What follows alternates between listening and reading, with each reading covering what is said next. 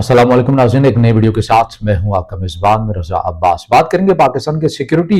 हवाले से अमन अमान की जो सूरत हाल है, इस हवाले से बड़ी एक अहम पेशरफ्त हुई है। सिक्योरिटी दारों को एक बड़ी कामयाबी मिली है। दो खबरें आज की इस वीडियो में हम आपके साथ शेयर करेंगे। एक तो पाकिस्तान के अमन अमान की सूरत हाल के हवाले से कि सिक्योरिटी फोर्सेस को जो बड़ी कामयाबी मिली है, ये असल में है क्या है, इसके ऊपर हम बात करेंगे। और इसके साथ साथ एक और जो खबर है वो जुड़ी हुई है ईरान और इसराइल से मुतल्लिक, और ज़ाहिर है यकीनी तौर के ऊपर ईरानी सदर पाकिस्तान में मौजूद भी हैं। इस हवाले से भी हम बात करेंगे। सबसे पहले बात कर लेते हैं अमन अमान की सूरत हाल के हवाले से। जो पाकिस्तान के जो सिक्योरिटी फोर्सेस की जानिब से अब ये कह लें कि पिछले 48 घंटों या शायद इससे भी ज़्यादा का कुछ अर्सा गुजर गया है, मगर ये बड़ी एक अहम पेशरफ्त हुई है। इस अहम पेशरफ्त में ये है क्या है कि खैबर पख्तूनख्वा के इलाके में जो इंटेलिजेंस बेस्ड ऑपरेशन किए जाते हैं और मुसलसल तवातुर के साथ ये सिलसिला सिक्योरिटी इदारों की जानिब से जारी और सारी रहता है। इसमें सिक्योरिटी इदारों को जो बड़ी कामयाबी मिली है वो मजमूई तौर के ऊपर 11 बड़े अहम और आप ये कह लें कि मतलूब जो दहशतगर्द हैं वो मारे गए हैं। 11 दहशतगर्दी जो है अब वो मारे गए हैं। अब इसके अंदर जो फ़कत 10 का जो आदद शुमार है, मैं इससे पहले अगर आपको एक एक चीज़ हाईलाइट करने की बजाय जो सूरत जो मुकम्मल खबर है वो आपके सामने मैं रखता हूँ कि ये जो आदाद शुमार जारी किए गए हैं, डेरा इस्माइल खान में ऑपरेशन के दौरान 10 दहशतगर्द हलाक हुए हैं। मजमूई तौर के ऊपर खैबर पख्तूनख्वा सूबे में जो ऑपरेशन किए गए 11 हुए। एक का हुआ ये भी मैं आपको बताऊंगा, जबकि शुमाली वज़ीरिस्तान में ऑपरेशन के दौरान एक दहशतगर्द मारा गया। यानी कि 10 डेरा इस्माइल खान में मारे गए और एक दहशतगर्द शुमाली वज़ीरिस्तान में मारा गया। इसके साथ साथ जो सिक्योरिटी इदारों की जानिब से कहा गया है कि डीआई खान में ऑपरेशन दहशतगर्दों की मौजूदगी की इत्तला पर दिया गया। ज़ाहिर है ये जो इस तरह के ऑपरेशन होते हैं, ये इंटेलिजेंस बेस्ड ऑपरेशन होते हैं खुफिया मालूमात की बिना के ऊपर। मगर इसके साथ साथ जो एक बड़ी अहम चीज़ है जो इस खबर के अंदर मैं आपसे शेयर करना चाहता हूँ वो ये कि मकामी लोग बड़ी तादाद के अंदर खुफिया तौर के ऊपर सिक्योरिटी इदारों के साथ वो ऐसे जो जितने भी ऑपरेशन हो रहे हैं उनमें मुकम्मल तौर के ऊपर मावनत करते हुए नजर आ रहे हैं। यानी कि एक जो आइडियोलॉजी यकीनी तौर के ऊपर वो अभी भी मौजूद है कि ऐसे अनासर जो हैं उनको नज़रियाती तौर के ऊपर कहीं ना कहीं से उनकी फैक्ट्रियाँ, उनको फीडबैक, उनको मदद नज़रियाती तौर के ऊपर मिलती रहती है। मगर जो अहल इलाका है, मकामी लोग हैं, वो सिक्योरिटी इदारों के साथ ताउन कर रहे हैं इन तमाम मामलात के ऊपर। दो चीज़ें पाकिस्तान के अंदर बड़ी ख़तरनाक होती जा रही हैं, एक स्मगलिंग और उसके साथ जुड़ा हुआ है ये दहशतगर्दी। जितने भी मोस्टली जो बड़े बड़े स्मगलर्स हैं,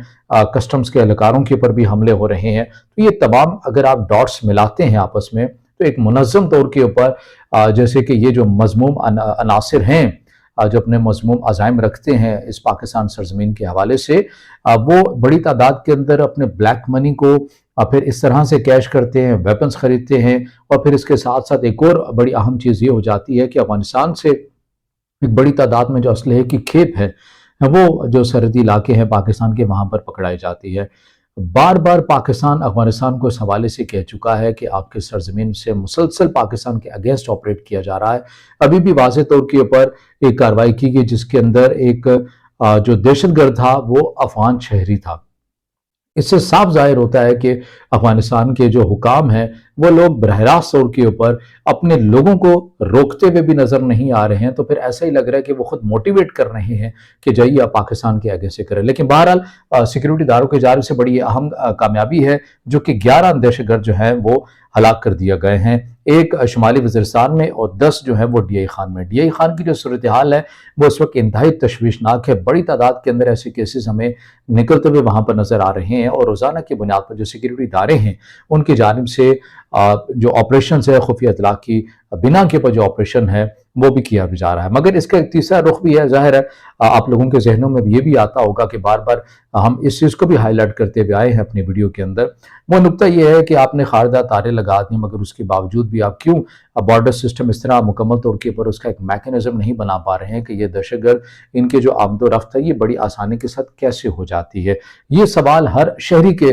दिलो दिमाग के अंदर है, जहन के अंदर है। इस सवाल का जो जवाब है वो अमलन आना चाहिए कि ये कम से कम जो चीज़ें हैं इनको रुकना चाहिए। दूसरी सूरत के अंदर एक और जो चीज़ है वो ये भी है कि ये जितने भी जो दहशतगर्द आते हैं या फिर सहूलतकार आते हैं, ये आपको याद रखना चाहिए नाज़रीन कि ये किसी न किसी इलाज मुआलजे की गर्ज से आते हैं और यहाँ पर आकर किसी ना हॉस्पिटल में 1-2 दिन इलाज करवाने के बाद वहाँ से गायब हो जाते हैं। इस तरह के भी बहुत सारे केसेस हुए हैं और फिर उन्हें सहूलत यहाँ पर बैठे हुए जो लोग यानी कि पाकिस्तान में बैठे हुए जो लोग हैं ان کے جو نظریات سے ہم آہنگ ہیں وہ ان کی معاونت کرتے ہیں اور اپنے ٹارگٹ کو جو ہے وہ ہٹ کرتے ہیں۔ چیلنجز تو بہت زیادہ ہیں، مگر اسی طرح ہمارے جو سیکیورٹی ادارے ہیں انہیں بھی مکمل طور کے پر متحرک ہونا پڑے گا۔ دوسری خبر کے اوپر آتے ہیں۔ دوسری خبر یہ ہے اسرائیل اور ایران کے حوالے سے۔ آپ کو زیادہ بیک گراؤنڈ بتانے کی ضرورت نہیں ہے کہ کس طرح سے ایران کی جانب سے اسرائیل کی سرزمین کے اوپر براہ راست ایک حملہ کیا گیا، جو آج تک اسرائیلی حکام جو ہے وہ بھول نہیں پا رہے ہیں۔ ان کے غم و غصہ ہے، وہ غم و غصہ یہ ہے کہ دنیا نے ہمیں تنہا چھوڑ دیا ہے، دنیا ہمارے اوپر اس طرح سے، یعنی کہ امریکہ ہمارے ساتھ مکمل طور کے پر ایران کے اگینسٹ سٹینڈ کرتا ہوا نظر نہیں آتا جیسے کہ دیگر معاملات کے اوپر ہمیں نظر آتا ہے۔ حماس کی جانب سے جو حملہ کیا گیا تھا 7 اکتوبر کو اسرائیل کی سرزمین کے اوپر، اس وقت کے جو انٹیلیجنس چیف تھے انہوں نے ابھی